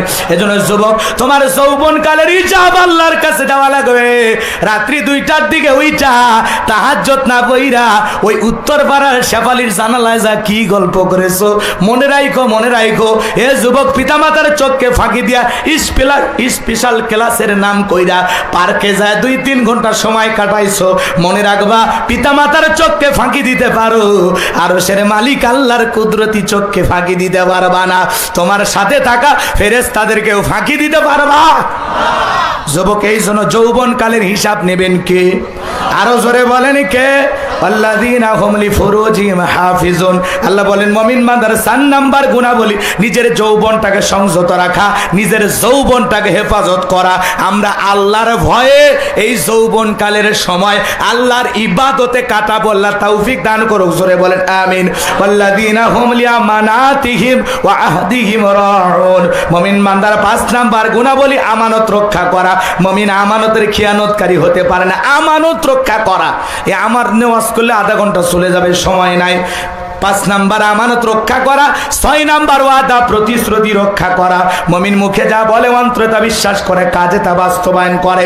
মুমিন কোনোদিন প্রতিশ্রুতি ভঙ্গকারী হতে পারে? তাহলে 6 নাম্বার ওয়াদা প্রতিশ্রুতি রক্ষা করা। ওয়াদা দেওয়ার আগে 1000 বার চিন্তা করবেন এই ওয়াদা আপনি পালন করতে পারবেন কিনা। কথা কি ক্লিয়ার? তাহলে মুমিন বান্দার 6 নাম্বার গুনাহবলী ওয়াদা প্রতিশ্রুতি রক্ষা করা। 7 নাম্বার আল্লাযীনা হুম আলা সালাওয়াতিহিম ইউহাফিজুন। সালাতের প্রতি যত্নবান হওয়া, দায়িত্বশীল হওয়া। ভালো করে শোনেন, আল্লাহ 1 নাম্বার গুনাহবলী সালাত দিয়ে শুরু করলো, 7 নাম্বার গুনাহবলী সালাত দিয়ে শেষ করলেন। তাহলে সালাতের গুরুত্ব মুমিন জীবনে সবচাইতে কম না বেশি? যে ব্যক্তি মাগরিব পরে এশা পর্যন্ত মসজিদে মনটা টাঙানো থাকে, কখন আজান হবে, সালাত যত্ন সহকারে দায়িত্ব নিয়ে আদায় করতে হবে। আপনি নামাজ পড়েন, আপনার বিবিরেও নামাজি বানাইতে হবে, ছেলে মেয়ে সবাইকে নামাজি বানাইতে হবে। একটা পরিবারের 6 জন সদস্য সবাই যদি নামাজ পড়ে না, ভালো লাগে না খারাপ লাগে? তাহলে এই জন্য একা খালি নামাজ পড়লে হবে না, পরিবারের সবাইকে নামাজি বানাইতে হবে। আল্লাহ হেদায়েত দান করুক, জোরে বলেন আমিন। উলাইকা হুমুল ওয়ারিসুন। বিশ্ব